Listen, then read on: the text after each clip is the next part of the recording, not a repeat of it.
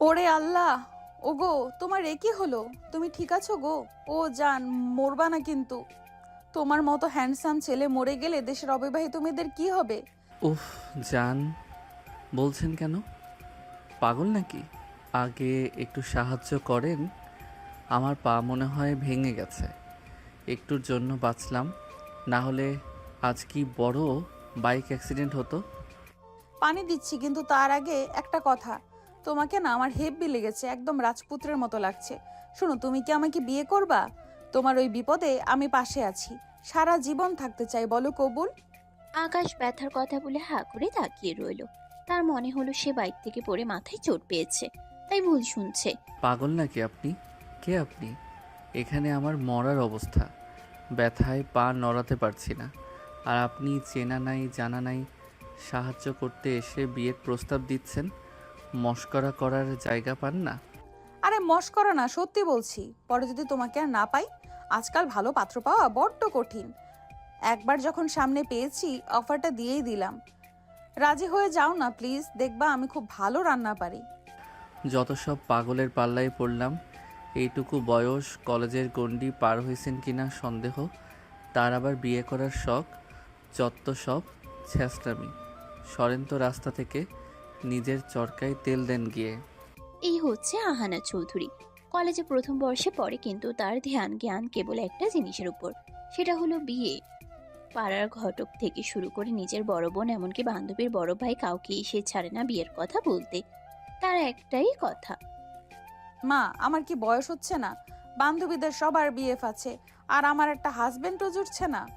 মা রেগে বেলুন নিয়ে তাড়া করলেও আহানা দমে যাওয়ার পাত্রী নয়।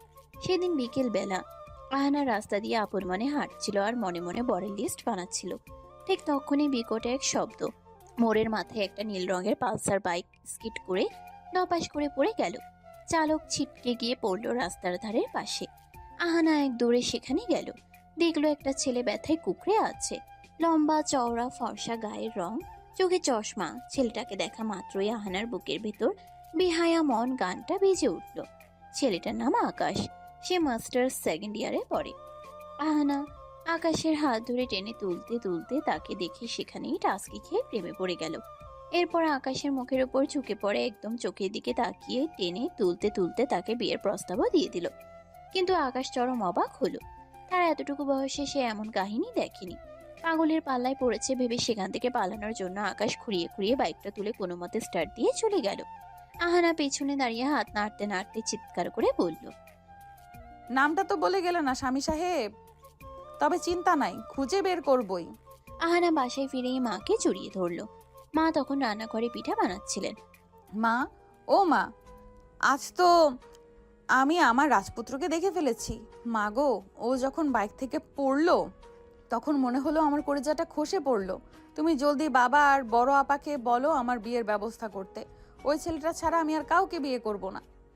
এই মেয়ে, তোর লজ্জা শরম নেই? সারাদিন বিয়ে বিয়ে করে মাথা খেয়ে ফেললি, পড়াশোনার নাম নেই, খালি জামাই জামাই জামাই চাই। যা এখান থেকে, নইলে এই খুন্তি ছ্যাঁকা তোর পিঠে দেবো। তোমরা কেউ আমাকে বোঝো না। বড় আবার বিয়ে দিলা আর আমার বেলায় খালি ঝাড়ি। আচ্ছা ঠিক আছে, আমি আমার বান্ধবীর সাহায্য নেব, কিন্তু বিয়ে আমি করবই বলে দিলাম। আহানা রুমে গিয়ে দরজা বন্ধ করে তার প্রিয় বান্ধবী আসমাকে কল দিল। আসমা হলো আকাশের ছোট বোন, কিন্তু আহানা সেটা এখনো জানে না। কিরে বিয়ে পাগল, খবর কি? আজ আবার কার প্রেমে পড়লি? আসমা, বিশ্বাস কর, আজ আমি এক হিরোকে দেখেছি। উফ, কি তার চাউনি! আমি তো তাকে ডিরেক্ট বিয়ের প্রস্তাব দিয়ে দিছি, কিন্তু ছেলেটা বড্ড রাগী, আমাকে ঝাড়ি দিয়ে চলে গেছে। যাই হোক, তুই একটা কাজ কর না, আমার জন্য একটা পাত্র খুঁজে দে না। তোর বাবা মাকে বল আমাকে পুত্রবধূ করে নিতে। তোর তো এক বড় ভাই আছে না, দেখ ও আমাকে পছন্দ করে কিনা। আমার না, তুই না সত্যি একটা পাগল। আমার ভাই তোকে দেখলে হার্ট অ্যাটাক করবে। সে বড্ড গম্ভীর মানুষ, সারাদিন বই নিয়ে থাকে। তোকে তো সে আস্ত চিবি খাবে। তোর মতন চটপটে মেয়ের জন্য কি আমার ভাই সাজে? সাজবে না মানে? আমি একবার যাকে টার্গেট করি তাকে ছাড়ি না। তুই শুধু তোর ভাইয়ের একটা ছবি পাঠাতো দেখি, সে কি আমার ওই রাজপুত্রের মতো কিনা। আচ্ছা রাখ, এখন পারবো না। ভাই আজ বাইক অ্যাক্সিডেন্ট করে বাসায় ফিরেছে, মেজাজ খুব খারাপ। পরে কথা বলবো। আহানা ফোন রেখে ভাবলো আসমার ভাইয়েরও বাইক অ্যাক্সিডেন্ট হয়েছে আর তার রাজপুত্রেরও। কি অদ্ভুত মিল। আহানা মনে মনে স্বপ্ন দেখতে শুরু করলো নীল শাড়ি পরে সে ওই রাগী ছেলেটার সামনে দাঁড়িয়ে আছে আর ছেলেটা বলছে। আহানা, আমি তোমাকে বিয়ে করতে রাজি। আহানা আয়নার সামনে দাঁড়িয়ে নিজের চুল ঠিক করতে করতে বিড়বিড় করলো। রাগে ছেলেদের মানাতে আমার বেশি সময় লাগে না, শুধু একবার সামনে পাই তারপর দেখাচ্ছি বিয়ে কারে বলে। আহানা চৌধুরীর মনের ভেতর এখন কেবল নীল রঙের পালসার বাইক আর সেই রক্তাক্ত রাজপুত্র রাগী চাহনি ঘুরপাক খাচ্ছে। মাস্টার্স পড়ুয়া সে গম্ভীর ছেলেটার একটা ধমক যেন আহানার কানে বাসর রাতের সানাইয়ের মতো বাজছে। রাত তখন 2টা। সারা শহর ঘুমে বিভোর, কিন্তু আহানার চোখে ঘুম নেই। সে বিছানায় এপাশ ওপাশ করছে আর দেয়ালের দিকে তাকিয়ে ভাবছে। ইস, ছেলেটা যখন ব্যথায় কপাল কুঁচকে ছিল তখন তাকে যা হট লাগছিল না। নামটা জানা হলো না গো স্বামী সাহেব, তবে তোমার ওই ব্যান্ডেজ করা হাত পা যদি আমি একটু টিপে দিতে পারতাম তবেই হতো আসল রোম্যান্স। আহানা কল্পনায় দেখছে সে নীল শাড়ি পরে ওই ছেলেটার সামনে দাঁড়িয়ে আছে আর ছেলেটা রাগী গলায় বলছে। এই মেয়ে, এত সাজ কেন?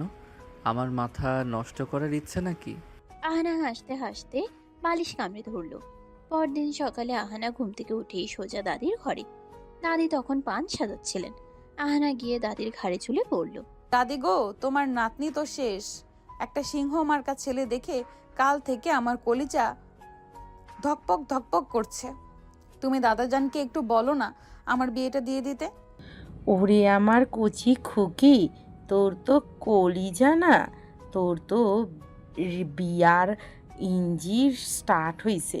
তা পাত্র কি তরে দেখা কবুল বলছে? আরে না দাদি, ও তো পুরাই রাগী, আমাকে ফালতু বলে চলে গেল। আচ্ছা দাদি, তোমার আর দাদুর বিয়েটা কিভাবে হয়েছিল? প্রেম ছিল নাকি? দাদি পানের বাটাটা সরিয়ে আয়েশ করে বসলেন। ওরে সে কি আর আজকের মতো? তোর দাদু ছিল পাড়ার মোড়ল। আমি যখন পুকুরে কলসি নিয়ে যেতাম তোর দাদু পানির নিচে ডুব দিয়ে আমার পা টেনে ধরতো।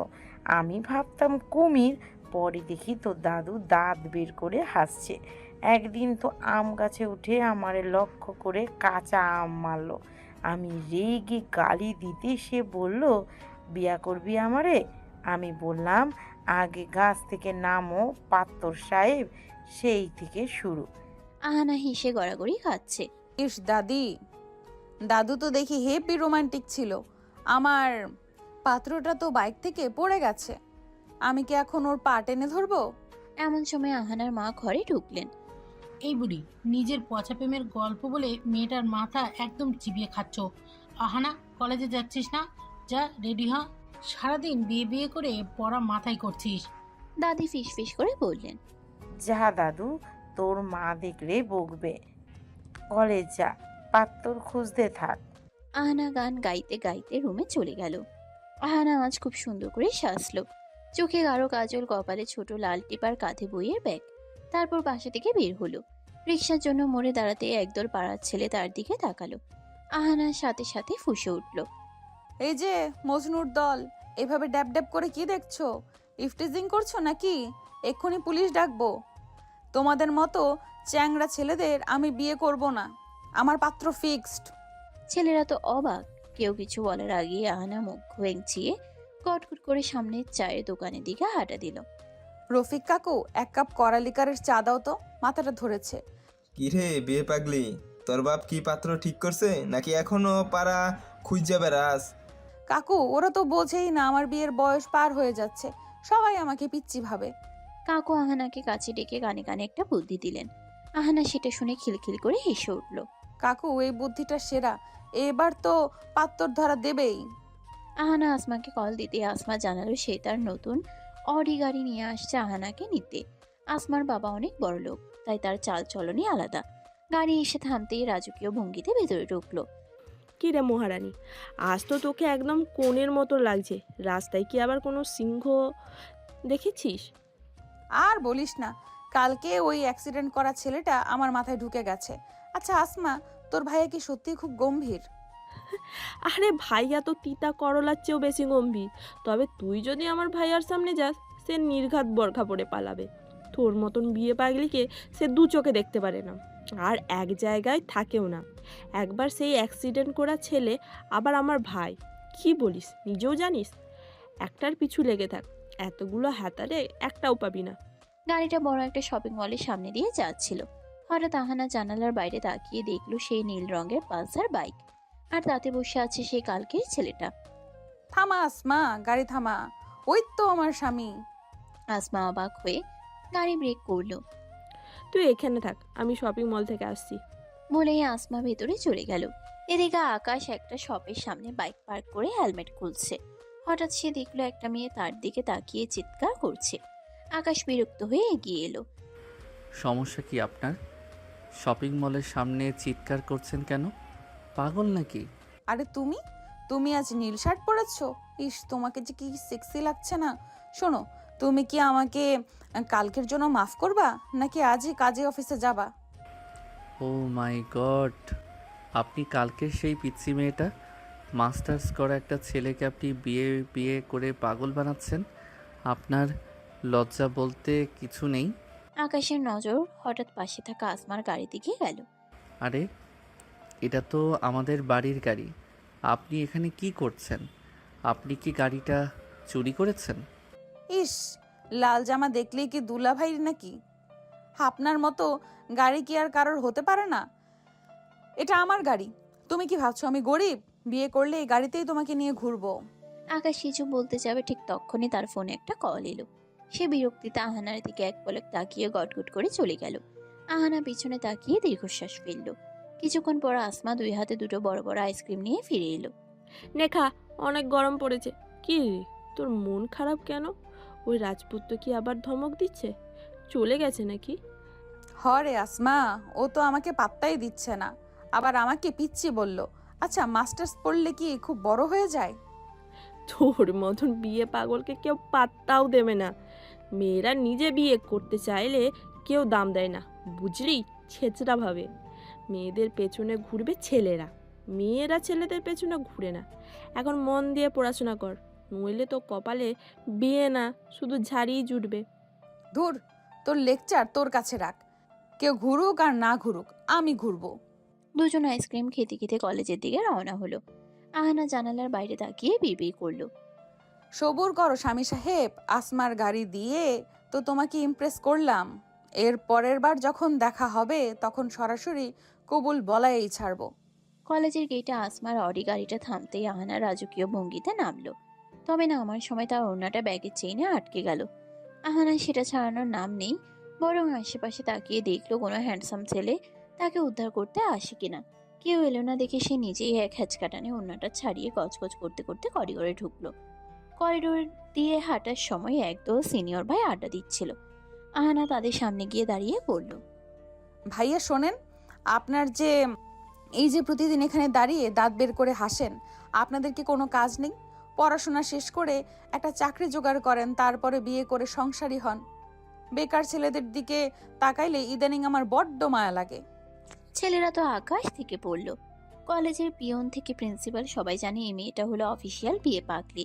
কেউ তাকে কিছু বলে না, পাছে আবার তাকিয়ে বিয়ের প্রস্তাব দিয়ে বসে। ক্লাসে গিয়ে আহানা আসমার পাশে বসে ফিসফিস করে বলল, কিরে আসমা, তোর ভাইয়ের পা কেমন আছে? কাল তো বেটা বড্ড ঝাড়ি দিল আমাকে। আচ্ছা, তোর ভাই কি তোর মতোই ফর্সা, নাকি একটু কালো? আরে না, ভাইয়া তো মাশাআল্লাহ অনেক সুন্দর, তবে তোর জন্য না রে আহানা। তুই যারে রাস্তায় দেখেছিস ওই বাইক কলার পিছেই থাক। আমার ভাইয়া তোকে দেখলে জ্যান্ত পুঁতে ফেলবে, সে বড্ড গম্ভীর। আহানা মুখ ভেঙচিয়ে বলল, গম্ভীর ছেলেদের হাসাতে আমার 2 মিনিট লাগে। তুই শুধু একবার তোর বাসায় দাওয়াত দে আমাকে। খেয়ে আর কাজ নেই আমার।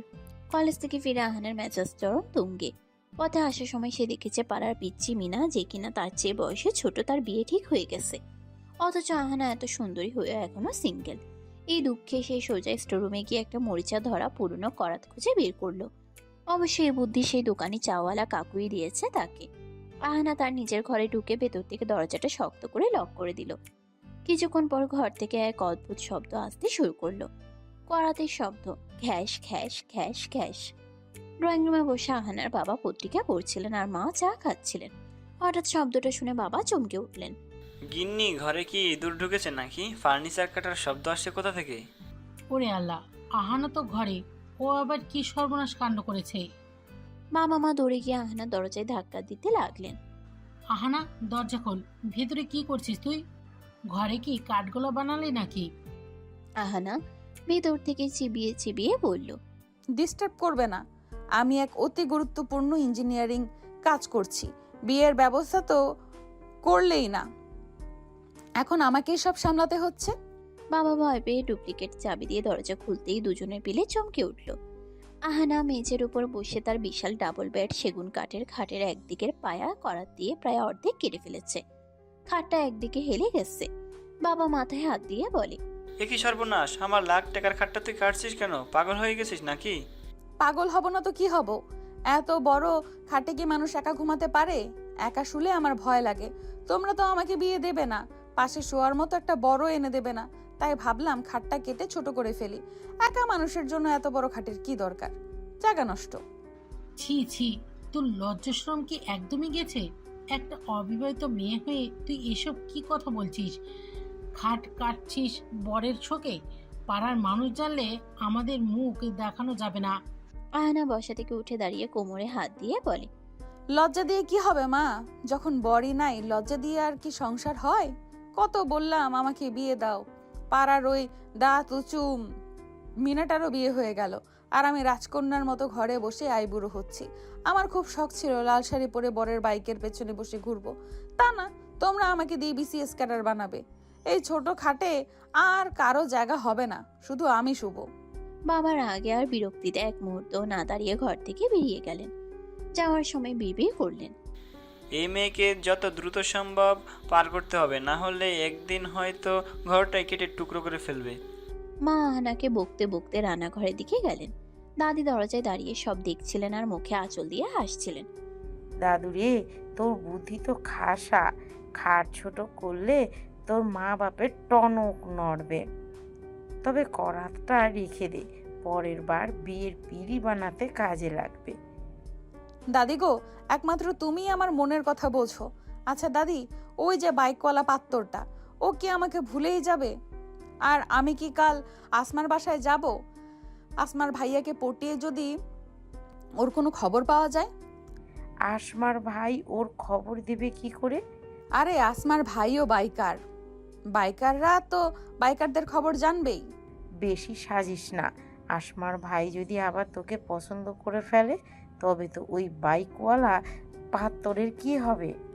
ধুর দাদি, আসমার ভাই নিশ্চয়ই ওর মতো বলদি হবে। আমার তো চাই ওই বাইকার সিংহকে। কাল আসমার বাসায় গিয়েই খবর বের করব। বিকেলে আহানা আবার তার ছাদে গিয়ে দাঁড়ালো। তার মাথায় এখন নতুন বুদ্ধি। সে জানে আসমার বাড়িতে গেলে নিশ্চয়ই আসমার বড় ভাইয়ের সাথে দেখা হবে। যদিও সে জানে না এই বড় ভাই তার স্বপ্নের বাইকওয়ালা আকাশ। আহানা আসমাকে ফোন দিল। কিরে আসমা, কালকে দাওয়াত কিন্তু পাক্কা, আমি আসছি। আয় বাবা আয়, তবে আমার ভাইয়া কিন্তু বাসায়, একটু সাবধানে থাকিস, ও খুব বদমেজাজি। আরে সমস্যা নেই, তোর ভাইয়াকে আমি আমার আলু ভর্তার গল্প শোনাবো, দেখবি ও আমাকে বোন হিসেবে খুব পছন্দ করবে। তারপর আমি ওকে দিয়ে ওই বাইকওয়ালা ছেলেটার খোঁজ বের করব। সিরিয়াসলি? আলু ভর্তা? তুই পাগল নাকি? আহানা ফোন রেখে আকাশের কথা ভাবতে ভাবতে আয়নার সামনে গিয়ে দাঁড়িয়ে নিজের গাল টিপে বলল, স্বামী সাহেব, কাল আসমার বাসায় যাচ্ছি, দেখি আপনাকে না পেয়ে আপনার বন্ধুর বা ভাইয়ের কোনো ক্লু পাই কিনা। আপনাকে আমি বিয়ের পিড়িতে বসাবই ইনশাল্লাহ। আহানা জানতো না সে কাল যার বাড়িতে যাচ্ছে সেখানেই তার অ্যাক্সিডেন্ট করা পাওর ব্যান্ডেজ বেঁধে বসে আছে তার জন্য এক বালতি ঝাড়ি নিয়ে।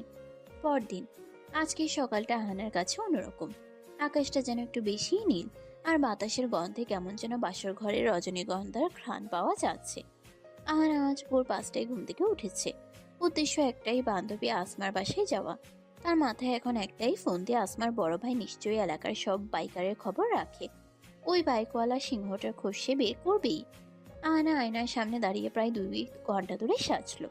হালকা মেকআপ, চোখে টানা কাজল আর কপালে একটা ছোট্ট কালো টিপ। সে তার আলমারির সবচেয়ে সুন্দর জামদানি কামিজটা বের করে পড়েছে। আসমার ভাই যদি আমাকে দেখে পছন্দ করে ফেলে, দূর, সে তো হবে চশমাওয়ালা বলদ। আমার তো চাই ওই রাগী বাইকওয়ালা পাত্তরকে, যে এক ধমকে আমার জান বের করে দিবে। আসমাদের বিশাল রাজকীয় বাড়ির গেটে এসে আহানা থামলো। হাতে একটা দামি মিষ্টির প্যাকেট আর ব্যাগের ভেতর সেই বিশেষ আলু ভর্তা, যেটা সে নিজের হাতে বানিয়েছে আসমার ভাইকে ইমপ্রেস করতে। কারণ তার হাতের আলু ভর্তার ফ্যান সবাই। শুনতে হাস্যকর হলেও এটাই সত্যি। গেটে ঢুকার সময় দারোয়ান তাকে আটকাতে গেল। এই যে চাচা, পথ ছাড়েন। আমি এই বাড়ির হবু, মানে বান্ধবীর বান্ধবী। হ্যাঁ, বেশি কথা বললে আপনার নামে বড় সাহেবের কাছে নালিশ দেব। বেচারা দারোয়ান ভয়ে রাস্তা ছেড়ে দিল। আহানা রাজকীয় ভঙ্গিতে ড্রয়িং রুমে ঢুকলো। আসমা তখন সোফায় বসে ফোন টিপছিল। আহানাকে দেখে সে হা করে তাকিয়ে রইল। ওরে বাবারে, তুই কি আজ কবুল বলতে আসছিস নাকি? এত সার্চ কেন? আসমা, তোর ভাইকে দেখবো তো, তাই একটু ডেকোরেশন করলাম। তোর ভাই কই? ডাক দে তো দেখি, আমার সাথে পরিচয় করিয়ে দে। আমি ওনার জন্য নিজের হাতে আলু ভর্তা এনেছি। আহানা জানতো না ড্রয়িং রুমে ঠিক পাশের লাইব্রেরি রুমে আকাশ বসে ল্যাপটপে কাজ করছিল। তার পায়ে ব্যান্ডেজ, মেজাজ তুঙ্গে। গতকালকে সেই রাস্তার পাগল মেয়েটার কথা মনে পড়লেই তার রক্তচাপ বেড়ে যাচ্ছে। ঠিক তখনই আসমা চিৎকার করে ডাকলো। ভাইয়া, ও ভাইয়া, দেখো আমার জানের জান বান্ধবী আহানা এসেছে। তোমার সাথে পরিচয় করে দিই, এসো। ও 1 নম্বরের বিয়ে পাগলি। আকাশ ল্যাপটপ বন্ধ করে ঘুরিয়ে ঘুরিয়ে ড্রয়িং রুমের দিকে আসতে লাগলো। আহানা তখন সোফায় বসে দুলছিল আর মনে মনে রিহার্সাল দিচ্ছিল। ভাইয়া, আপনার সাথে পরিচয় হয়ে ভালো লাগলো। আপনার কোনো বন্ধু কি নীল পালসার চালায়? আকাশ ড্রয়িং রুমে ঢুকতেই আহানা উঠে দাঁড়ালো। দুজনের চোখাচোখি হলো। 1 সেকেন্ড, 2 সেকেন্ড, 3 সেকেন্ড। ওরে আমার কপাল! ওগো, তুমি এখানে কেন? তুমি কি আমার পিছু পিছু এখানেও চলে আসছো? আসমা, এই যে সেই সিংহ, এই তো আমার সেই স্বামী। হোয়াট দ্য, আপনি এখানে কি করছেন? আসমা, এই পাগল মেয়েটা কি তোর বান্ধবী? ও মাই গড, আমার কপাল তো একদম পোড়া। আহানা খুশিতে আত্মহারা হয়ে আকাশের দিকে এক কদম এগিয়ে গেল। আসমা, এই তোর ভাই? ওরে আল্লাহ, এ তো দেখি মেঘনা চাইতেই বৃষ্টি। আমি যাকে খুঁজতেছি সে তো তোর ঘরে ব্যান্ডেজ বেঁধে বসে আছে। ওগো স্বামী সাহেব, তুমি কাল বললে না কেন যে তুমি আসমার ভাই? আমি তো কালই তোমার সাথে চলে আসতাম। Stop it, just shut up. Asma, তুই এই মেয়েকে এখনই বিদায় কর। পরশু রাস্তায় আমাকে অ্যাক্সিডেন্ট অবস্থায় পেয়ে বিয়ের প্রস্তাব দিচ্ছে। গতকাল শপিং মলের সামনে টিচ করেছে, আজ বাসায় এসে হাজির। তাই তো বলি, গাড়িটা চেনা চেনা কেন লেগেছে? তুই কি কোনো মানসিক হাসপাতাল থেকে একে ধরে আনছিস? ভাইয়া, তুই কি এই আহানার কথাই বলেছিলি যে রাস্তায় তোকে ছেঁচড়ামি করেছে? ওরে আল্লাহ, আমি তো জানতামই না তোরা অলরেডি পরিচিতি। আহানা মোটেও দমে যাওয়ার পাত্রী নয়। সে তার ব্যাগের ভেতর থেকে বাটি বের করে আকাশের সামনে ধরলো। ওগো, রাগ করো না তো। এই দেখো, তোমার জন্য নিজের হাতে আলু ভর্তা বানিয়ে আনছি। খাও তো দেখি। খেলে দেখবা মাথা একদম ঠান্ডা হয়ে গেছে। রাগলে তোমাকে একদম কার্টুনের মতো লাগে, কিন্তু এখন মনে হচ্ছে তুমি আমার সত্যিকারের বরের মতো রাগ করছো। কি চাওনি? উফ, আমি তো ফিদা। আকাশ বাটিটা একপাশে সরিয়ে দিয়ে বলল। আপনার আলু ভর্তা আপনি খান। আপনি কি জানেন আমি মাস্টার্স ফাইনাল ইয়ারের স্টুডেন্ট? আপনার মতো এইটুকু বাচ্চা মেয়েকে আমি বিয়ে করব? পড়াশোনা করেন গিয়ে, পুতুল খেলেন যত সব। বাচ্চা মানে কি? ফার্স্ট ইয়ারে পড়ি, ভোটার আইডি কার্ড আছে আমার, আর বিয়ের বয়সও হয়েছে বলেই তো ঘাট কেটে ছোট করছি কাল। তুমি রাজি না হলে আমি তোমার এই ড্রয়িং রুমের সোফাও কেটে অর্ধেক করে দেব। আমি নাছর বান্দা। আকাশ ললাটে হাত দিয়ে সোফায় ধপ করে বসে পড়ল। তার পায়ের ব্যথার চেয়ে এখন মাথার ব্যথা বেশি হচ্ছে। আসমা, একে নিয়ে যা এখান থেকে, না হলে আমি আজই বাসা ছেড়ে পালাবো। পালাবা কোথায়? আসমার বিয়ে হবে, তখন তো আমাকে বারবার আসতেই হবে। আর তুমি যেখানেই যাও আমি নীল শাড়ি পরে তোমার পিছে পিছে ঘুরবো, তোমার চশমার কাজ ঝাপসা করে দেব আমার ভালোবাসা দিয়ে। আহানা হঠাৎ আকাশের খুব কাছে গিয়ে ফিসফিস করে বলল। শোনো সাহেব, তুমি যতই বকা দাও, তোমার ওই রাগী চোখের মায়া আমি একবার ধরে ফেলেছি। তুমি আমাকে পাগল বলছো তো? ঠিক আছে, তোমার প্রেমে পাগল হয়ে আমি এ বাড়িতে বউ হয়েই ঢুকবো। তখন দেখবো তুমি বাইক নিয়ে কই পালাও। আকাশ আহানার চোখের দিকে তাকাতেই দেখলো সেখানে এক অদ্ভুত জেদ আর মায়া। মেয়েটা আসলেও পাগল, কিন্তু তার এই বেহায়া সাহস আকাশের ভেতরটা নাড়িয়ে দিল। বিয়ের শখ মিটিয়ে দেব আমি আপনার। কাল থেকে আমাদের বাড়িতে পা দিলে কিন্তু পুলিশ ডাকবো। ডাকো, পুলিশ এসে দেখবে আমরা বর বউ ঝগড়া করছি, তারা আমাদের কাজী অফিসে নিয়ে গিয়ে উল্টো বিয়ে দিয়ে দিবে। কাকু আমাকে এই বুদ্ধিই দিছে। আকাশ আর সহ্য করতে না পেরে ল্যাংড়াতে ল্যাংড়াতে নিজের রুমে গিয়ে সজোরে দরজা বন্ধ করে দিল। আহানা ড্রয়িং রুমে দাঁড়িয়ে বিজয়ের হাসি হাসলো। আসমা, তোর ভাই তো দেখি আমার প্রেমের জালে অলরেডি আটকে গেছে। দেখলি কেমন লজ্জা পেয়ে পালালো। ওটা লজ্জা না রে পাগলি, ওটা ছিল জীবন বাঁচানোর তাগিদ। তুই সত্যি পারিসও আহানা। আহানা আজ পাশে ফেরার পথে রাস্তায় নাচতে নাচতে ফিরল। তার নীল পালসারওয়ালা স্বামী এখন তার চোখের সামনে। সে বিড়বিড় করে বলল, সবুর করো আকাশ সাহেব, বিয়ের পিড়ি রেডি করো, অহনা চৌধুরী আসছে তোমার গলার হার হতে। আকাশ আজকাল বাসে ফিরলেই আগে জানালা দরজা চেক করে। তার মনে হয় ওই পাগল মেয়েটা হয়তো ভেন্টিলেটর দিয়েও ঢুকে পড়তে পারে। মাস্টার্স ফাইনাল ইয়ারে থিসিস নিয়ে এসে ব্যস্ত, কিন্তু তার কপালে চিন্তার ভাঁজ ফেলেছে কলেজের ফার্স্ট ইয়ারের এক পিচ্চি। সেদিন রাত তখন 12:30। আকাশে এক ফালি চাঁদ হাসছে। আকাশ তার রুমে বসে ল্যাপটপে কাজ করছিল। হঠাৎ খসখস শব্দ শুনে সে জানালার দিকে তাকালো। দেখলো একটা হাত গ্রিল ধরে ওঠার চেষ্টা করছে। আকাশ চমকে উঠে জানালার কাছে যেতেই দেখলো আহানা। দুই বিনুনি করা, পরনে কামিজ আর পিঠে একটা ছোট ব্যাগ। সে পাইপ বেয়ে কার্নিশ দিয়ে আকাশের দোতলা রুমে উঠে এসেছে। আকাশ আতঙ্কে চিৎকার করে উঠতে গিয়েও গলা চেপে ধরে। ওরে বাবারে, আপনি এখানে কি করছেন? মরে যাবেন তো, নিচে নামেন বলছি। আহানা হাঁপাতে হাঁপাতে জানালার গ্রিল দিয়ে ভিতরে পা গলিয়ে বলে, ওগো, মরলে তো তোমার কোলেই মরবো, নামবো কেন? আসমা তো ঘুমাচ্ছে, তাই পাইপ বেয়ে চলে আসলাম। তোমার ওই ব্যান্ডেজ করা পাটা কি আজ খুব ব্যথা করছে? আমি একটু মালিশ করে দিই। আহানা এক ঝটকায় রুমের ভিতর ঢুকে পড়ল। আকাশ তো ভয় নীল হয়ে গেছে। আব্বু আম্মু দেখলে আস্তার পিঠের চামড়া থাকবে না। আপনি কি আস্ত একটা ডাকাত? একটা অবিবাহিত ছেলের রুমে এভাবে মাঝরাতে ঢুকে পড়লেন? মান ইজ্জত সব শেষ করে দিবেন আমার। ইজ্জত দিয়ে কি করবা? স্বামী স্ত্রীর মধ্যে আবার ইজ্জত কিসের? তুমি তো কবুল বললেই সব হালাল হয়ে যাবে। ঠিক তখনই বাইরে আসমার মায়ের গলার আওয়াজ পাওয়া গেল। আকাশ, তুই কার সাথে কথা বলছিস বাবা? আকাশের হার্টবিট তখন 140। সে পাগলের মতো আহানাকে দেখল। আলমারি না খাট, শেষ পর্যন্ত সে আহানাকে হ্যাচকা টান দিয়ে তার বিশাল কম্বলের নিচে ঢুকিয়ে দিল। আহানা কম্বলের ভেতর থেকে ফিসফিস করে, ওরে আল্লাহ, তুমি তো হেভি রোমান্টিক। বিয়ের আগে এক কম্বলের নিচে, আমি তো শেষ। চুপ করেন একদম। শব্দ করলে আমি আপনাকে জানালা দিয়ে ধাক্কা দিয়ে ফেলে দেব। মা রুমে ঢুকে আকাশকে একটু অস্থির দেখে কপালে হাত দিলেন।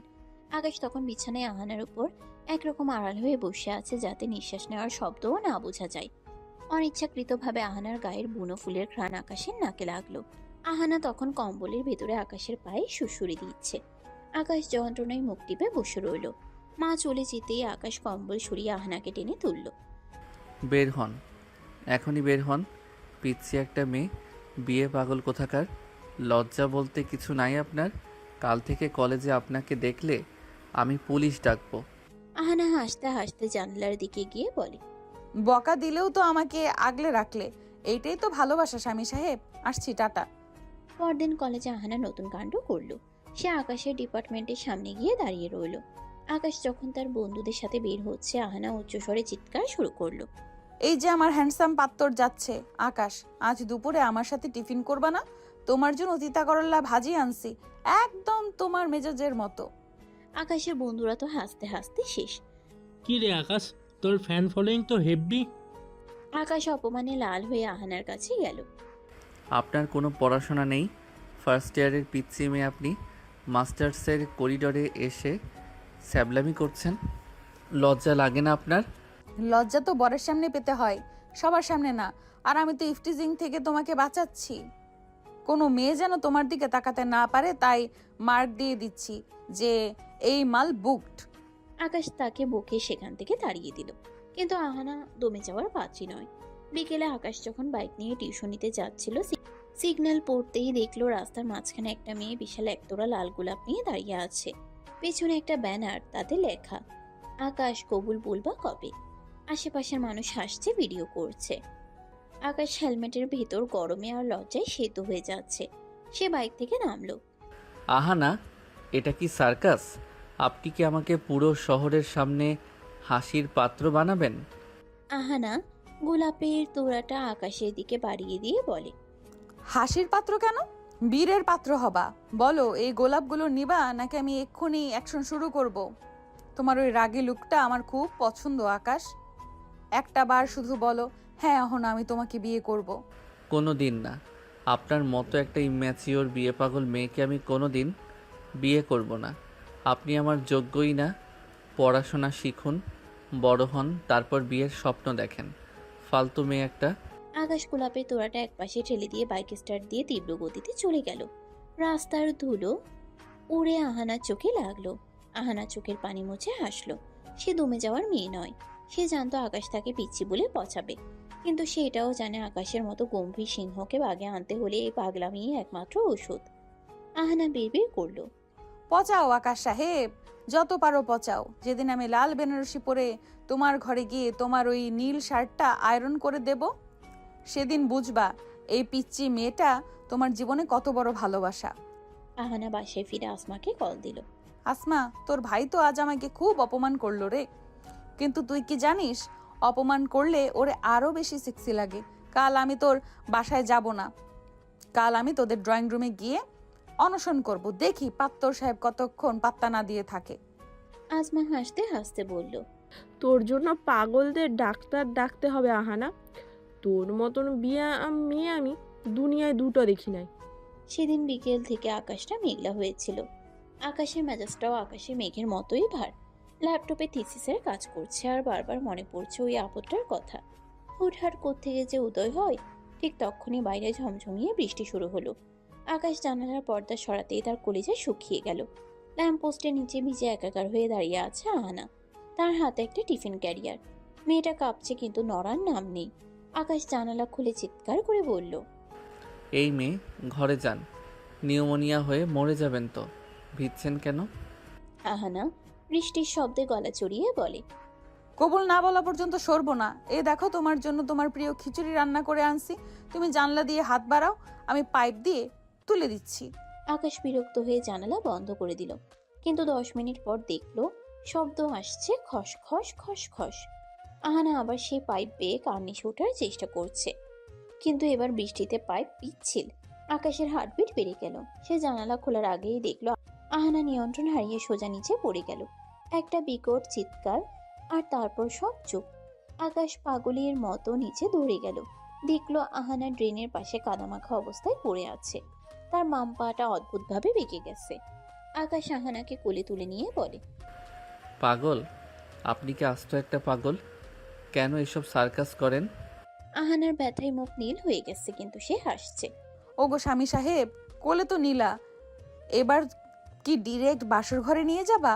উফ, পাটা মনে হয় ডিসকানেক্টেড হয়ে গেছে। আকাশ তাকে ধমক দিয়ে গাড়ি করে বাসায় পাঠিয়ে দিল। বাসার সবাই তখন তারা সবই বুঝলো। লজ্জায় চুপও হয়ে গেল। এরপর আকাশ চলে গেল, কিন্তু আহানার জেদ কমলো না। 3 দিন পর আহানা বাসায় বসে থাকতে থাকতে অস্থির হয়ে গেছে। তার বাম পায়ে প্লাস্টার, হাতে একটা লাঠি। মা বাবা বকাঝকা করে ক্লান্ত। দাদি পাশে বসে শুধু হাসেন। আহানা হঠাৎ লাঠিতে ভর দিয়ে খুঁড়িয়ে খুঁড়িয়ে বাসা থেকে বেরিয়ে পড়ল। গন্তব্য পাড়ার বিখ্যাত ঘটক কানা কুদ্দুস চাচার ঘর। কুদ্দুস চাচা পান চিবোচ্ছিলেন। আহানাকে এই অবস্থায় দেখে তিনি চমকে উঠলেন। কিরে মা জননী, অ্যাক্সিডেন্ট করলি নাকি? এক খরা পা নিয়ে বিয়ার পাত্র খুঁজতে আসছিস? চাচা, পাত্তর খোঁজা লাগবে না, পাত্তর ফিক্সড। নাম আকাশ, আসমার বড় ভাই, মাস্টার্সে পড়ে। আপনি শুধু কাল ওদের বাসায় গিয়ে আমার বিয়ার পয়গাম দিয়ে আসবেন। বলবেন আপনার নাতি পঙ্গু হয়ে গেছে ভালোবাসায়, এখন ও যদি বিয়ে না করে তবে খুনের মামলা দিব। আরে মা, পাত্র তো হিংসা মার্কা। তোর এই ভাঙা পা দেখে কি কবুল বলবো? লোকে তো ভাববো বিয়ার আগে তুই মারামারি করছিস। চাচা, আপনি শুধু গিয়ে বলবেন অহনা রাজি। ও যদি না বলে তবে ওর বাইকের চাকা আমি পাংচার করে দেব। আপনি 500 টাকা রাখেন, কালই যাবেন, মিষ্টির প্যাকেট আমি পাঠিয়ে দিব। কুদ্দুস চাচা আশ্বাস দিয়ে বিদায় করলেন। মনে মনে ভাবলেন, এমন বিয়ে পাগল মেয়ে জামানায় একটাও দেখি নাই। নিজের বিয়ে নিজে ঘটকালি করে, তাও লুলা হইয়া যায় বিয়ার লেগে।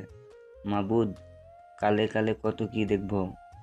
বিকেলে আসমা এলো আহানাকে দেখতে। আহানার রুমের অবস্থা তথই বোঝ। দেয়ালে চার্ট পেপারে লেখা মিশন আকাশ। আসমা আহানার প্লাস্টার করা পা দেখে কপালে হাত দিল। আহানা, তুই কি আসলেই পাগল হয়ে গেছিস? শুনলাম এই ভাঙা পা নিয়ে তুই ঘটকের কাছে গেছিস। কেন রে? জোর করে কি কারোর ভালোবাসা পাওয়া যায়? জোর না রে আসমা, এটা অধিকার। তোর ভাই তো আমাকে বকা দেয়, তার মানে সে আমাকে নোটিস করে। নোটিস করলেই তো ভালোবাসা হবে। ভুল বুঝছিস না আহানা। ভাইয়া কাল রাতে আমাকে পরিষ্কার বলে দিয়েছে, তোর ওই বান্ধবী যদি আর আমাদের ছায়াও মারায় তবে আমি বাসা ছেড়ে হোস্টেলে চলে যাব। সে তোকে ঘৃণা করে না ঠিকই, কিন্তু সে তোকে পছন্দও করে না। তুই বাচ্চা মানুষ, ও মাস্টার শেষ করেছে, তোদের কোনো মিল নেই। তুই ওকে ভুলে জানা প্লিজ। কেন নিজেকে এভাবে ছোট করছিস? আহানার চোখের কোণে এক ফোঁটা পানি জমল। ভুলে যাব? যাকে একবার স্বামী মেনে ঘাট কেটে ছোট করেছি তাকে ভুলে যাব? আসমা, তোর ভাই যদি আমাকে রিজেক্ট করে তবে আমি আমরণ অনশন করব, কিন্তু তাকে আমি ছাড়ছি না। দেখিস, এই খোড়া পা নিয়েই আমি একদিন তোদের বাড়িতে আলতা মাখিয়ে ঢুকবো। আসমা আর কিছু বলতে পারলো না। সে বুঝলো আহানার এই পাগলামে এখন আর হাসি পর্যায়ে নেই, এটা একরকম নেশা হয়ে গেছে। আসমা চলে যাওয়ার পর আহানা লাঠিটা হাতে নিয়ে আয়নার সামনে দাঁড়ালো। নিজের ফ্যাকাশে মুখটা দেখে সে বিড়বিড় করলো, আকাশ সাহেব, আসমা বলছে তুমি আমাকে পছন্দ করো না। ঠিক আছে, পছন্দ করার দরকার নেই, তুমি শুধু আমাকে বিয়ে করো, তারপর দেখবা এই পিচ্চি মেয়েটা কিভাবে তোমার জীবনের অক্সিজেন হয়ে যায়। খোড়া পা নিয়ে যদি তোমার কার্নিশে উঠতে পারি তবে এই জীবন নিয়ে তোমার হৃদয়েও জায়গা করে নেব।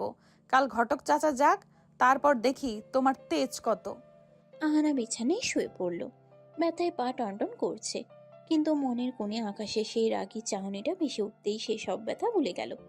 কিন্তু সে জানতো না কাল কুদ্দুস ঘটক যখন আকাশের বাবার সামনে বিয়ের প্রস্তাব দেবে তখন এক বিশাল ঝড় উঠতে যাচ্ছে চৌধুরী বাড়িতে।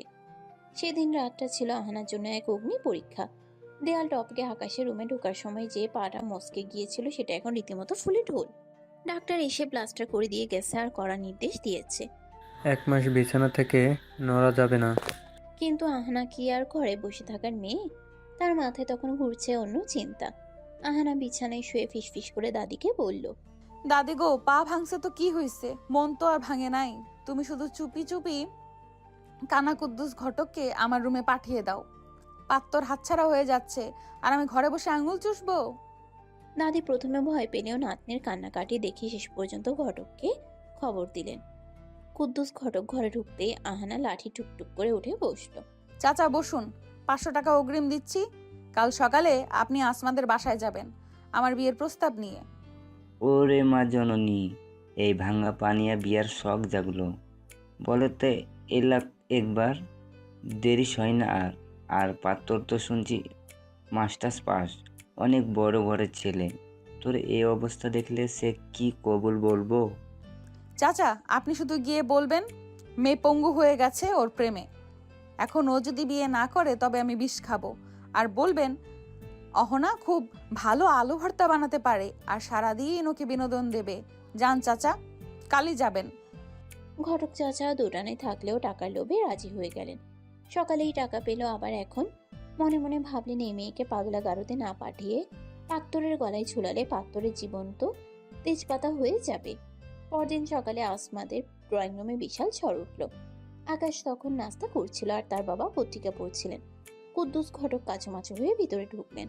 আরে কুদ্দুস, এত সকালে কি মনে করে? কার বিয়ের খবর আনলে? বড় সাহেব, খবরটা একটু অন্যরকম। পাড়ার আহানা মেয়েটা আছে না, ওই যে আসমার বান্ধবী, ও তো আপনার ছেলেকে এক নজর দেখেই ফিদা।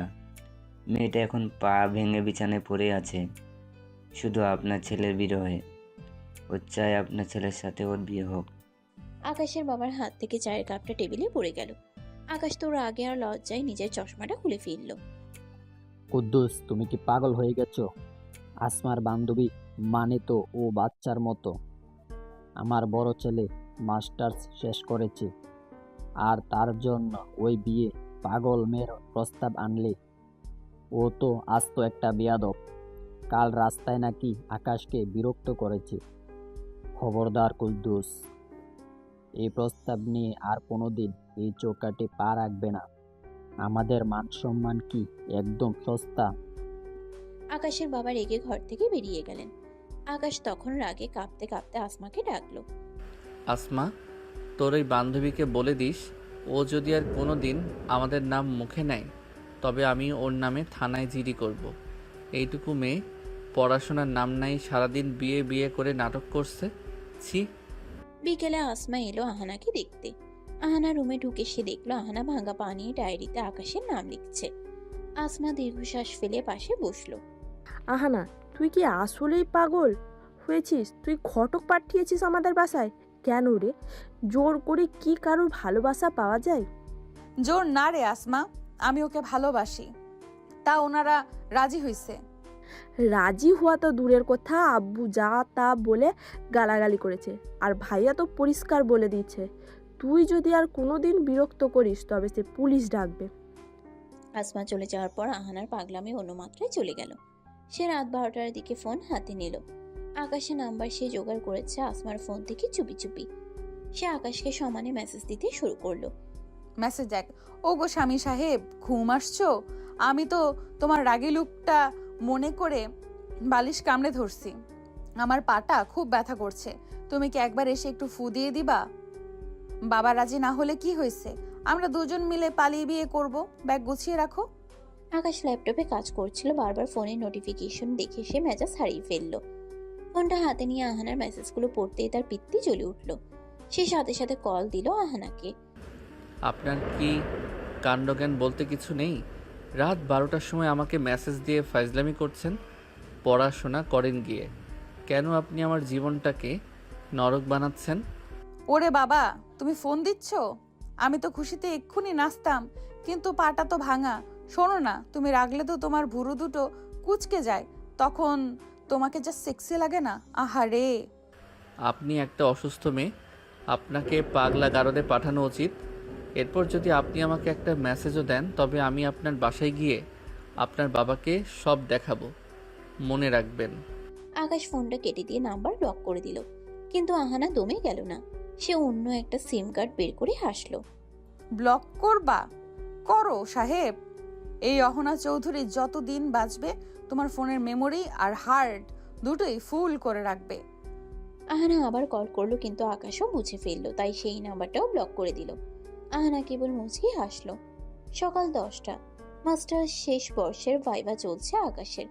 আকাশ এমনিতে মেধাবী ছাত্র, কিন্তু গত কয়েকদিন ধরে আহানার পাগলামিতে তার মাথায় যেন ওই পোকা ঢুকেছে।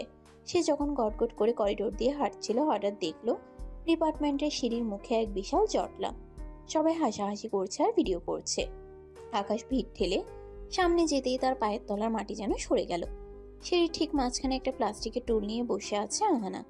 তার এক পা প্লাস্টার করা, হাতে একটা লাঠি, পাশে একটা বড় সাইনবোর্ড যাতে লেখা, আকাশ তোমার হবু বউ এখানে পঙ্গু হয়ে বসে আছে, একবার দেখা না দিলে আমি সিঁড়ি থেকে লাফ দেব। আকাশ চোখ মুখ লাল করে চিৎকার করে। আহানা, এটা কি হচ্ছে?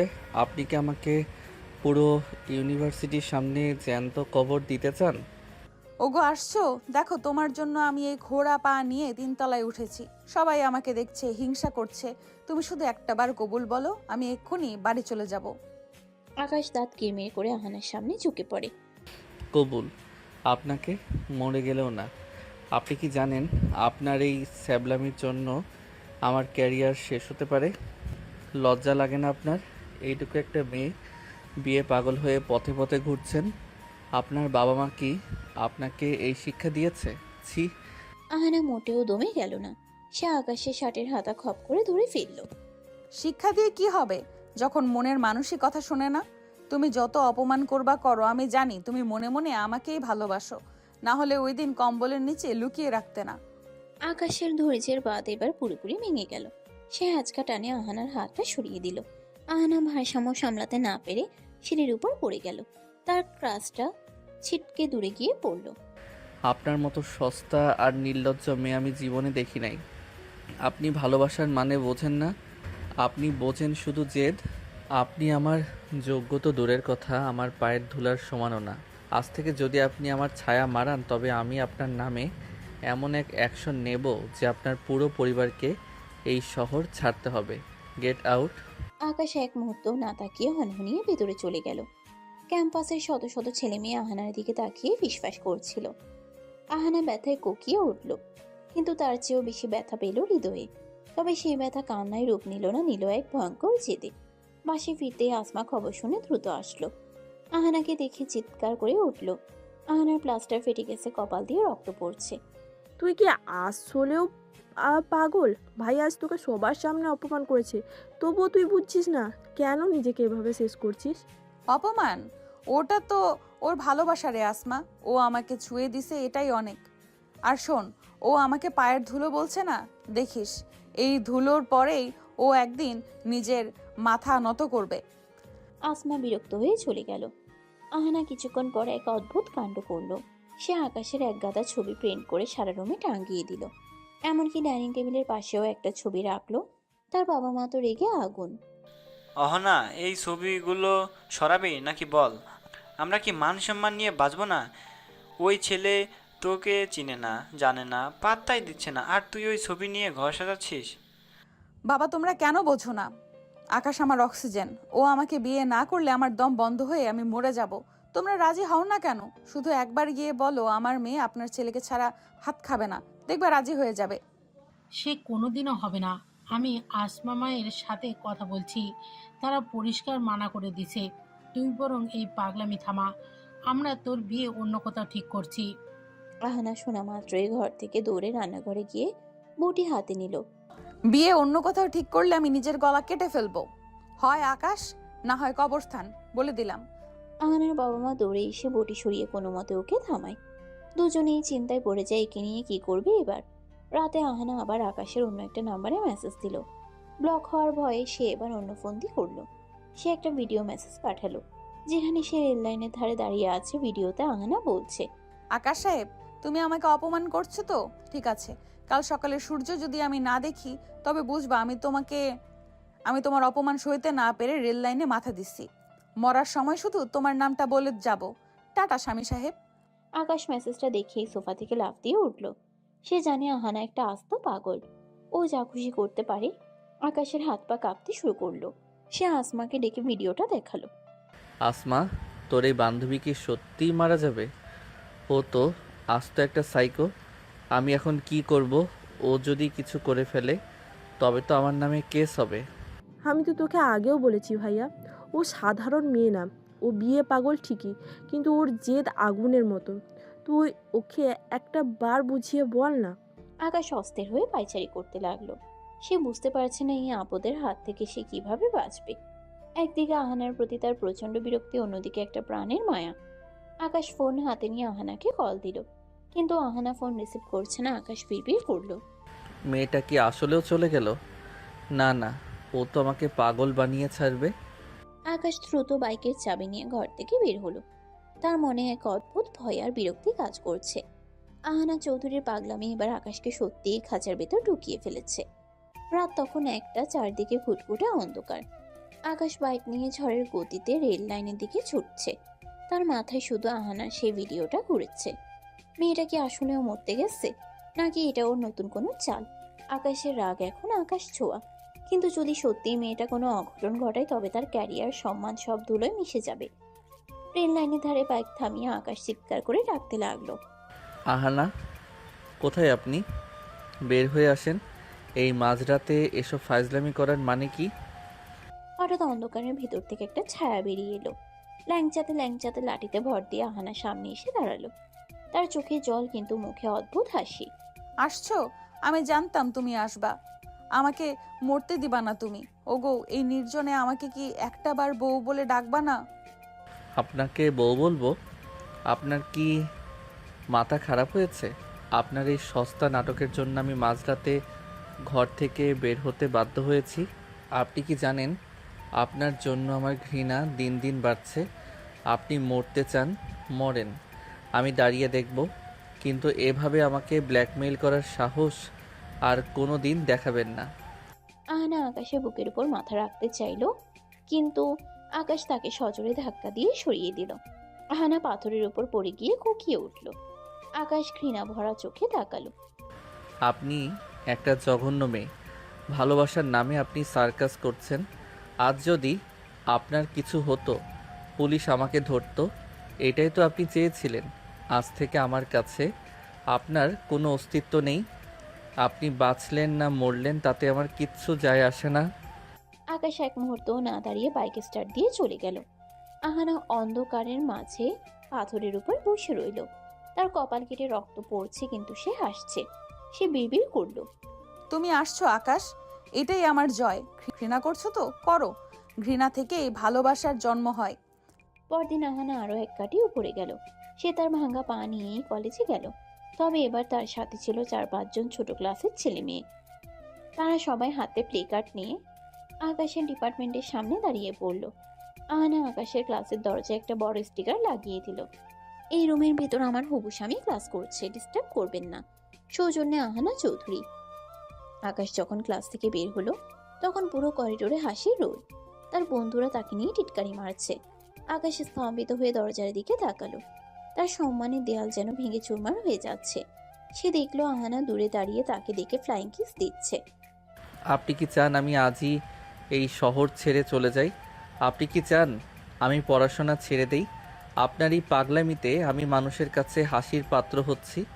আপনার কি বিন্দুমাত্র কাণ্ডজ্ঞান নেই? কেন? আমি তো সবার কাছে আমাদের সম্পর্কের কথা জাহির করেছি। আকাশ, তুমি আমাকে যত অপমান করবে আমি তত বেশি তোমার নাম জপবো। তুমি আমাকে পিচ্চি বলো না, এই পিচ্চি মেয়েটাই একদিন তোমার ঘরের চাবি হাতে নিয়ে ঘুরবে।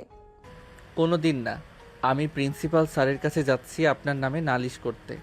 আপনাকে কলেজ থেকে রাস্ট্রিকেট না করা পর্যন্ত আমার শান্তি নেই। আপনি একটা বিষ আহানা। আপনি আমার জীবনের সবচেয়ে বড় অভিশাপ। আকাশ রাগে গটগট করে প্রিন্সিপালের রুমের দিকে হাঁটা দিল। আহানা তবুও পিছু ছাড়লো না। সে লাঠিতে ভর দিয়ে চিৎকার করে বলতে লাগলো, পুলিশ ডাকো, প্রিন্সিপাল ডাকো, সবাইকে দাওয়াত দাও আমাদের বিয়েতে। আমি কিন্তু বেনারসি কিনেই রাখছি। বিকেলে আসমা আহানাদের পাশে এলো। সে দেখলো আহানার বাবা আহানাকে মারার জন্য লাঠি হাতে তাড়া করছেন। আহানা ঘরের কোণে লুকিয়ে আছে। আজ তোকে আমি মেরেই ফেলবো।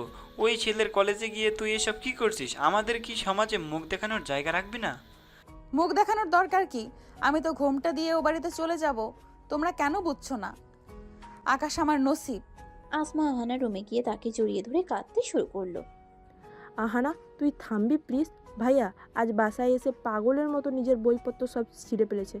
ও বলেছে ও আর বাঁচতে চায় না তোর যন্ত্রণায়। ও আজ বিকেলে ওর এক বন্ধুর বাসায় চলে গিয়েছে, ফিরবে না আর। তুই কি সত্যি ওর জীবনটা ধ্বংস করবি? ও বাসা ছেড়ে চলে গেছে কেন? ও কি আমাকে ভয় পায়? ভয় না আহানা, ও তোকে ঘৃণা করে। ও তোর ছায়াও দেখতে চায় না।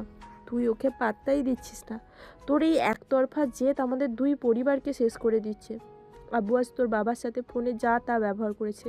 তুই কি এটাই চেয়েছিলি? আহানা কিছুক্ষণ চুপ করে থাকলো। তার চোখে প্রথমবারের মতো বিষণ্ণতা দেখা দিল, কিন্তু সেটা সেকেন্ডের জন্য। সে আসমার হাত ধরে বলল, ও যেখানেই যাক, আকাশ তো আর আকাশ ছেড়ে পালাতে পারবে না। আমি ঠিক খুঁজে বের করব। ও তো দূরে যাবে, আমাদের দূরত্ব তত কমবে। ও যত দূরে যাবে আমাদের দূরত্ব তত কমবে। তুই শুধু আমাকে ওর ঠিকানাটা দে। আসমা আহানার হাত ছটকা দিয়ে সরিয়ে দিল। তুই একটা সাইকো আহানা, তুই সুস্থ না। আমি আজ থেকে তোর সাথে সব সম্পর্ক শেষ করলাম। তুই আমার ভাইয়ের শত্রু, তুই আমারও শত্রু। আসমা ঘর থেকে বেরিয়ে গেল। আহানা একা রুমে বসে আকাশের একটা ছবির দিকে তাকিয়ে রইল। সে হাসলো, তবে সেই হাসিতে মায়া নেই, আছে এক ভয়ঙ্কর জেদ।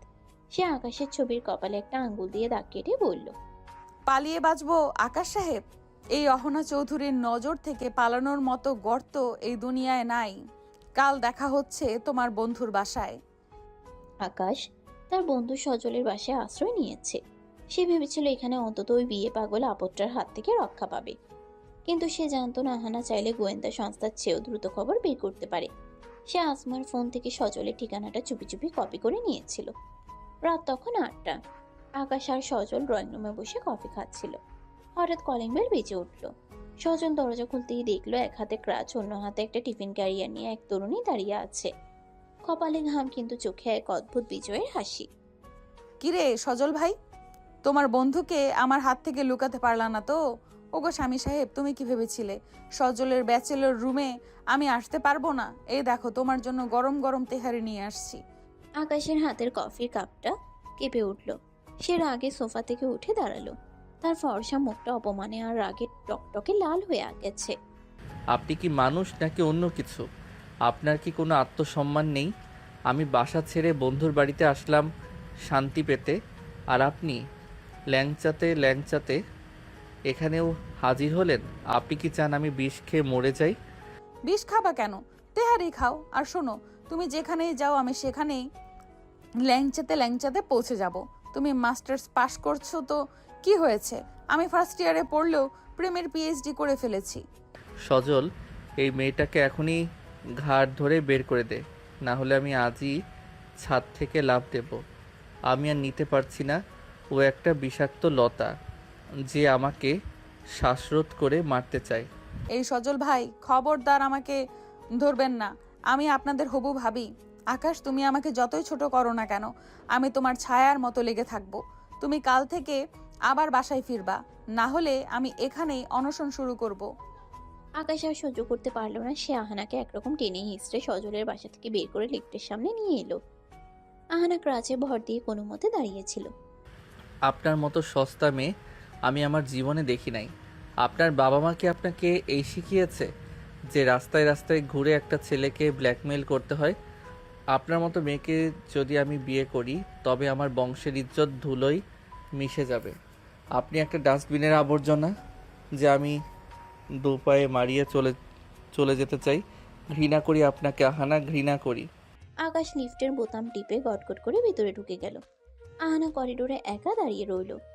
আকাশের আবর্জনার শব্দটা তার কানে তীরের মতো বিঁধল, কিন্তু তার জেদ কমল না।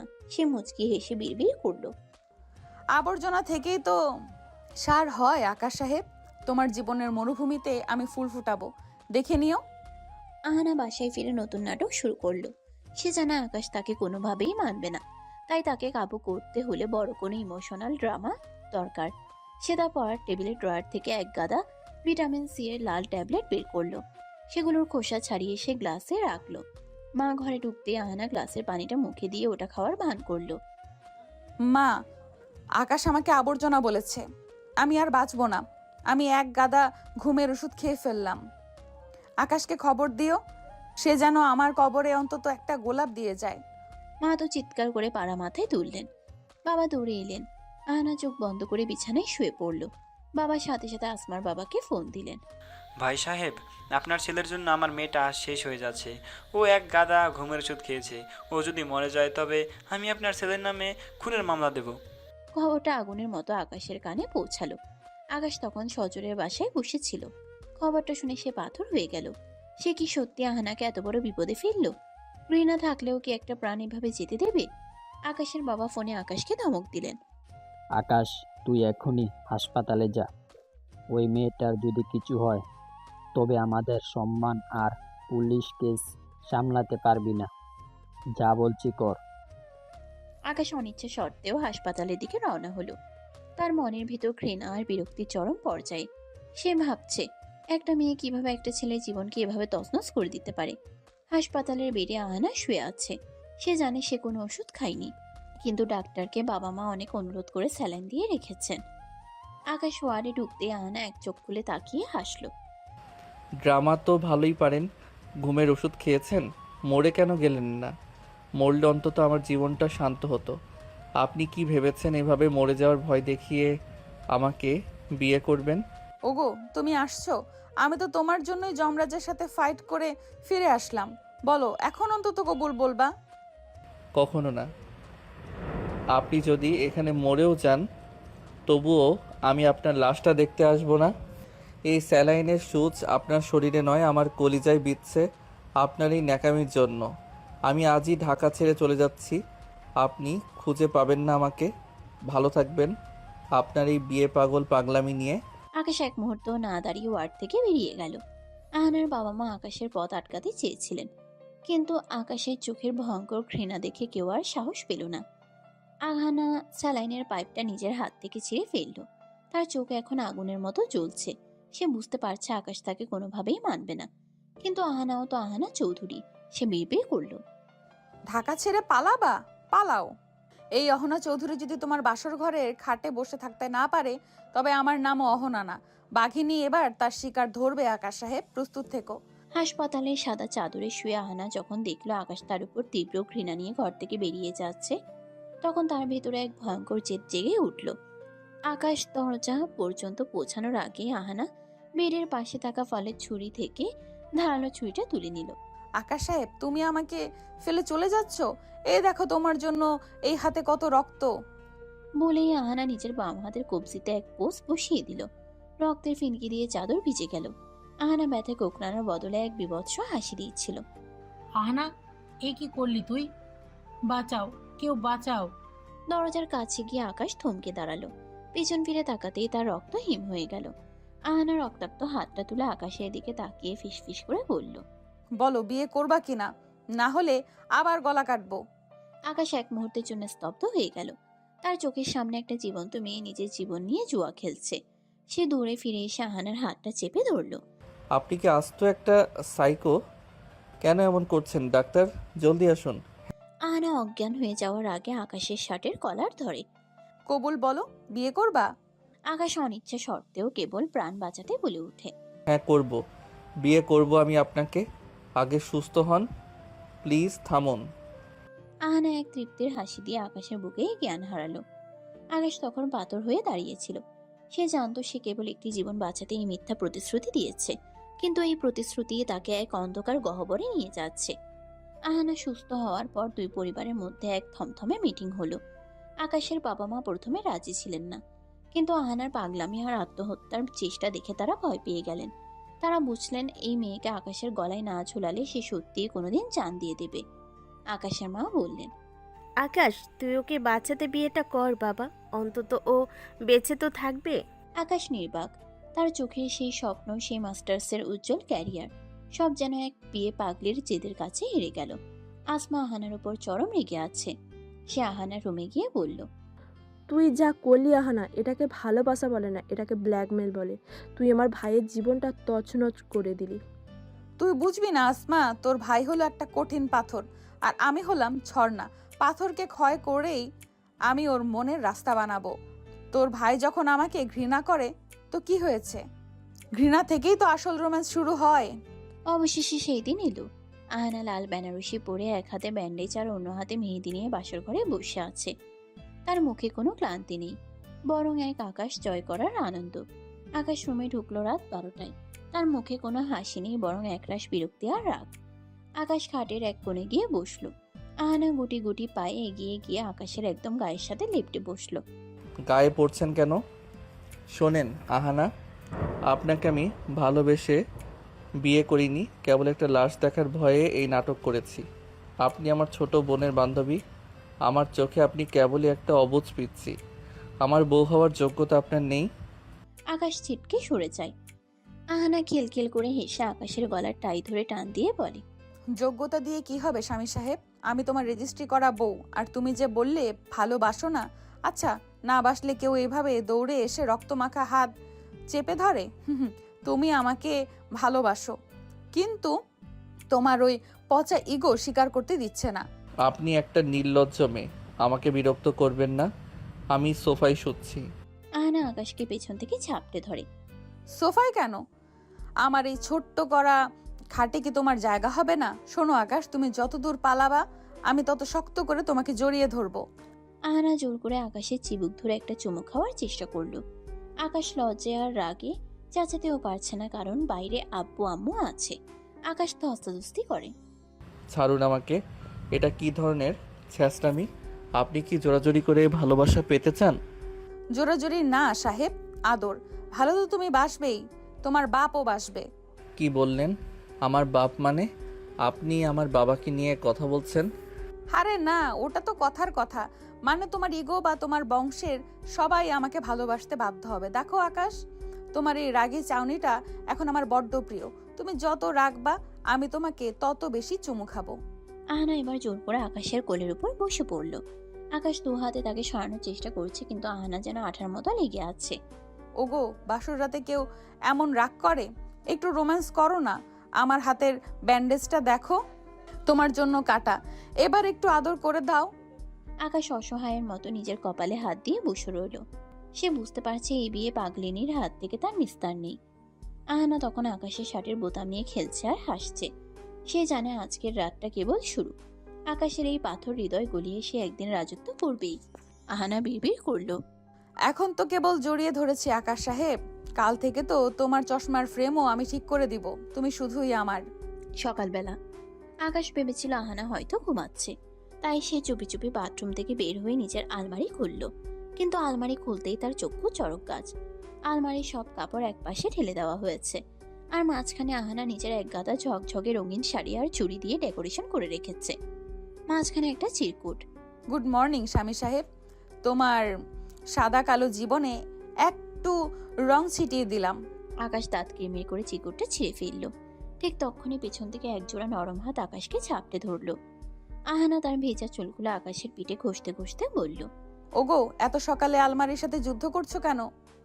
বউ তো পাশেই দাঁড়িয়ে, একটা গুড মর্নিং কিস তো পাওনা ছিল। আহানা, ছাড়ুন আমাকে। আপনার এই স্যাবলামি কি কোনো দিন থামবে না? এটা আমার বাসা, আমার আলমারি। আপনি এখানেও আপনার পাগলামি শুরু করেছেন।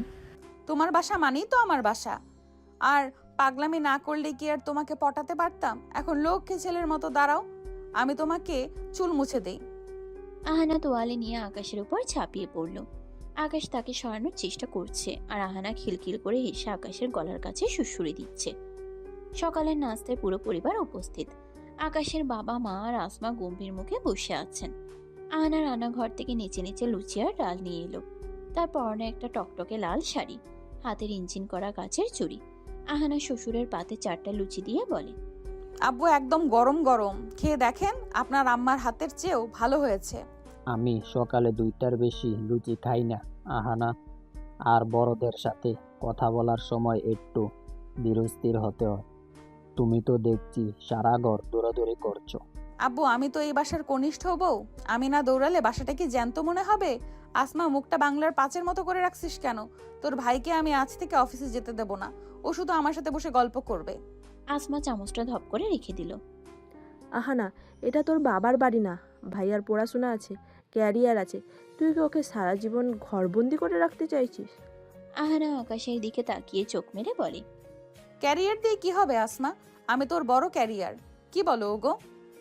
আকাশ নাস্তা না করে টেবিল থেকে উঠে গেল। সে বুঝতে পারছে এই মেয়ের সাথে তর্কে জেতা অসম্ভব। আকাশ যখন ব্যাগ নিয়ে দরজার কাছে গেল, আহানা এক দৌড়ে সেখানে হাজির। সবার সামনে এসে আকাশের টাই ধরে নিজের দিকে টেনে আনলো। আহানা, আব্বু আম্মু দাঁড়িয়ে আছে, ছাড়ুন। আহানা সবার সামনে আকাশের কপালে একটা শব্দ করে চুমু দিয়ে বলে, অফিস থেকে ফেরার সময় আমার জন্য 1 প্যাকেট নীল চুড়ি আর ডজনখানেক চকলেট নিয়ে আসবা, না আনলে কিন্তু আমি তোমার অফিসের নিচে গিয়ে অনশন শুরু করব। আকাশ লজ্জায় আর অপমানে মাথা নিচু করে বাসা থেকে বেরিয়ে গেল। পেছনে আসমা আর তার মা আগে গজগজ করতে লাগলেন। তাদের আদরের শান্ত ছেলেটাকে এই মেয়েটা যেন পুরো ভেড়া বানিয়ে ছাড়ছে। আকাশ অফিসে বসে একটা সিরিয়াস মিটিং করছিল। হঠাৎ তার ফোনে একটা ভিডিও কল এলো, আহানার কল। আকাশ রিসিভ করতেই দেখলো আহানা বাথটাবে বসে আছে, কিন্তু সে চুলে শ্যাম্পু মাখছে আর গান গাইছে। ওগো, দেখো তো শ্যাম্পুটা কি তোমার পছন্দ? তুমি না থাকলে আমার গোসল করতেও মনে চায় না। তাড়াতাড়ি বাসায় আসো, আমার পিঠে সাবান মেখে দিবা।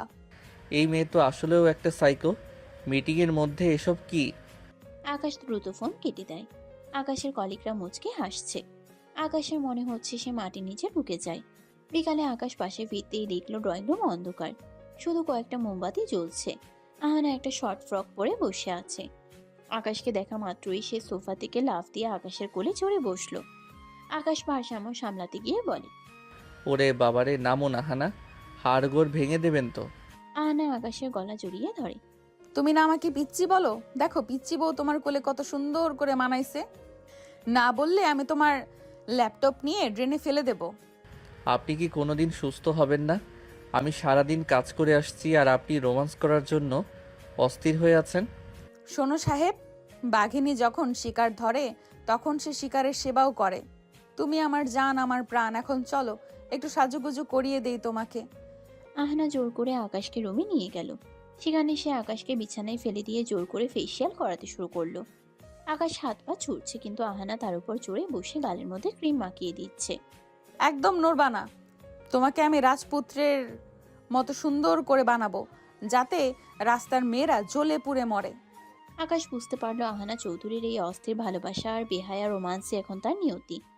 সে যতই বিরক্ত হোক, আহানার এই চঞ্চলতা আর মায়াবী জেদ তাকে ধীরে ধীরে এক অদ্ভুত আকর্ষণে বেঁধে ফেলছে, যা সে নিজেও এখনো স্বীকার করতে পারছে না।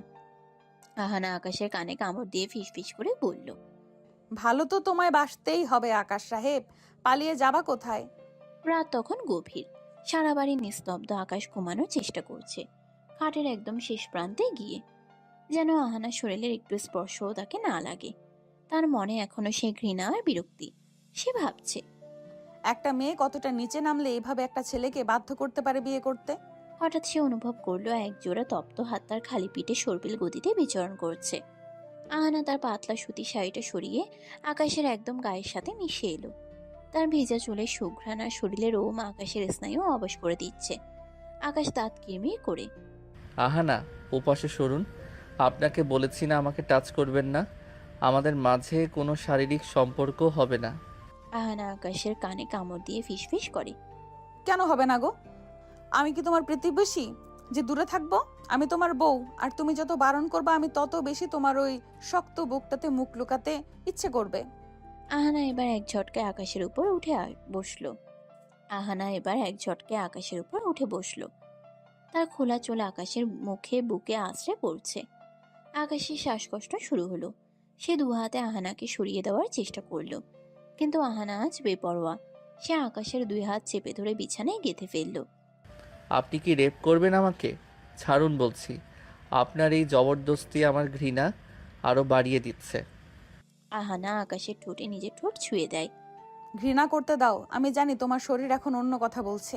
তোমার এই ধকধকানি কি আমি শুনতে পাচ্ছি না? আহানা এবার আকাশের শার্টের বোতামগুলো একের পর এক খুলতে শুরু করলো। আকাশ তাকে বাধা দিতে চাইলেও আহানার শরীরের উষ্ণতা আর তার চঞ্চল সোহাগ আকাশের পুরুষত্বকে নাড়া দিতে শুরু করলো। আহানা আকাশের গলার নিচে, ঘাড়ে আর বুকে একের পর এক পাগলাটে চুমু দিতে লাগলো। আকাশ চোখ বন্ধ করে নিজেকে সামলানোর চেষ্টা করছে, কিন্তু আহানার আঙ্গুলের ছোঁয়া তার মেরুদণ্ড দিয়ে এক শীতল স্রোত বইয়ে দিচ্ছে। আহানা এবার আকাশের কানের লতিতে জিভ দিয়ে সুড়সুড়ে দিয়ে বলল, বড় বড় কথা বলো না আকাশ সাহেব। তুমি যতই বলো আমাকে পছন্দ করো না, তোমার এই গরম নিঃশ্বাস বলছে তুমি আমার নেশায় বুঁদ হয়ে আছো। আকাশের শরীরের নিয়ন্ত্রণ এবার আলগা হয়ে এলো। সে অবচেতন ভাবে আহানার কোমর জড়িয়ে ধরল।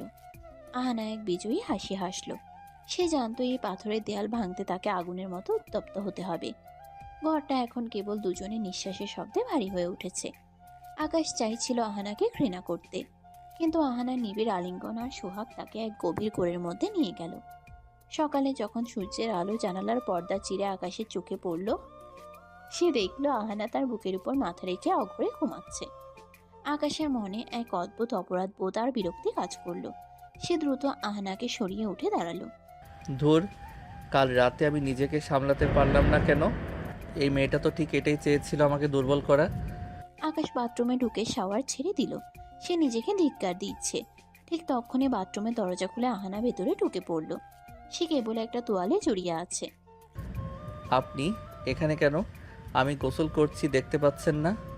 বাইরে যান। ওগো, এক বালতি পানিতে কি আর দুজনে গোসল করা হয়? এসো, আমি তোমার পিঠ ঘষে দেই। একা একা গোসল করলে তো সাবান ঠিক মতো লাগে না। আহানা শাওয়ারের নিচে আকাশের সাথে দাঁড়িয়ে গিয়ে বলে। আহানা জোর করে আকাশের হাতে সাবান মাখিয়ে দিতে লাগলো। আকাশ তাকে ধাক্কা দিয়ে সরিয়ে দিতে চাইলো, কিন্তু পানির ঝাপটায় দুজনের শরীর আরো বেশি পিচ্ছিল হয়ে একে অপরের সাথে লেপটে গেল। আহানা খিলখিল করে হাসছে আর আকাশের শরীরের বাজে বাজে হাত বুলোচ্ছে। আকাশ বিরক্ত হয়ে তাকে ধাক্কা দিয়ে দরজা বন্ধ করে দিল। আহানা তখনও বাইরে দাঁড়িয়ে খিলখিল করে হাসছে। ড্রয়িং রুমে নাস্তা করার সময় আহানা আজ আরো বেশি চঞ্চল। সে আসমার পাশে গিয়ে বসলো। আসমা, কাল রাতে তোর ভাইয়া যা রোমান্টিক ছিল না, ওফ, আমি তো ভেবেছিলাম ও শুধু বই পড়তে জানে, কিন্তু ও তো ভালোবাসতেও ওস্তাদ। আহানা, ডাইনিং টেবিলে এসব কি কথা? আব্বু আম্মু বসে আছে, তোর কি বিন্দুমাত্র সেন্স নেই? অহনা, এই বাড়ির একটা আদব লেহাজ আছে। তুমি আসমার বান্ধবী হতে পারো, কিন্তু এখন এই বাড়ির বউ। একটু সংযত হয়ে কথা বলো। আহানা শাশুড়ির পাতে ডিম পোস দিয়ে বলে। মা গো, সংযত থাকলে কি আর আপনাদের ছেলেকে পটাতে পারতাম? ও তো ছিল একটা আস্ত রোবট। আমি আসছি বলেই তো এখন মানুষ হচ্ছে। কি বলো গো স্বামী সাহেব? আকাশ মুখ নিচু করে নাস্তা গিলছে। তার মনে হচ্ছে সে কোনো এক সার্কাসের মাঝখানে বসে আছে। সে দ্রুত খাওয়া শেষ করে উঠে দাঁড়ালো। আমি আজ লাইব্রেরিতে যাব, ফিরতে রাত হবে। আহানা আকাশের ব্যাগটা কেড়ে নিয়ে বলে, লাইব্রেরি? না না, আজ আমরা সিনেমা দেখতে যাব। আমি টিকিট কেটে ফেলেছি, আর তুমি যদি না যাও তবে আমি তোমার ওই সব দামি দামি থিসিসের পেপার দিয়ে আজ চুলা জ্বালাবো। আকাশ অসহায়ের মতো আসমার দিকে তাকালো। আসমা শুধু মাথা নিচু করে রইল। সে জানে আহানা যা বলে তা করেই ছাড়ে। বিকেলে আকাশকে জোর করে শপিং মলে নিয়ে গেল আহানা। সে আকাশকে দিয়ে জোর করে নিজের জন্য অন্তর্বাস কেনাতে চাইল। আহানা, এটা কি করছেন? লোকজন দেখছে। আমি এসব সেকশনে ঢুকবো না। আহানা আকাশের হাত ধরে টেনে নিয়ে বলে, কেন ঢুকবা না? তুমি না দেখলে আমি পরবো কার জন্য? এই যে লাল রংটা দেখো, এটা পরলে আমাকে কেমন লাগবে বলো তো? আকাশের কান মাথা গরম হয়ে গেল। সে দ্রুত শোরুম থেকে বের হয়ে এলো। আহানা পেছনে পেছনে হাসতে হাসতে এলো। সে আকাশের হাত জড়িয়ে ধরে বলল, তুমি না বড্ড লাজুক আকাশ সাহেব। রাতে তো খুব তেজ দেখালে, এখন কেন এত লজ্জা? আকাশ বুঝতে পারলো আহানা চৌধুরীর এই অস্থিরতা, এই বেহায়া ভালোবাসা আর চটপটে পাগলামি এখন তার প্রতিদিনের সঙ্গী। সে যতই নিজেকে সরিয়ে রাখতে চায়, আহানা ততই তাকে তার শরীরের আর মনের গভীরে টেনে নিয়ে যাচ্ছে। আকাশে সেই ঘৃণা ধীরে ধীরে এক অদ্ভুত অভ্যাসে পরিণত হচ্ছে, যা সে নিজেও অস্বীকার করতে পারছে না। আহানা আকাশের পকেটে হাত ঢুকিয়ে দিয়ে ফিসফিস করে বলল, আজ রাতে কিন্তু আমি নীল শাড়ি পরবো না, শুধু তোমার দেওয়া এই লাল উপহারটা পরবো। জলদি বাসায় চলো। আকাশ দীর্ঘশ্বাস ফেলে আকাশের দিকে তাকালো। তার শান্ত জীবনটা এখন এক ঝড়ো হাওয়ার কবলে, যে হাওয়া তাকে উড়িয়ে দিয়ে যাচ্ছে এক নিষিদ্ধ সুখের দিকে। আকাশ লাইব্রেরিতে বসে গুরুত্বপূর্ণ থিসিস লিখছে। ঠিক তখনই আহানা নিঃশব্দে রুমে ঢুকলো। পরনে পাতলা ফিনফিনে স্লিভলেস কামিজ, চুলে বনো ফুলের ঘ্রাণ। সে এসে আকাশের ল্যাপটপের উপর নিজের 2 হাত রাখলো। আহানা, দেখছেন আমি কাজ করছি, সরুন এখান থেকে। আহানা আকাশের চশমাটা নাক থেকে টেনে খুলে নিয়ে বলে, চশমা পরলে তোমাকে একদম বুড়ো লাগে গো।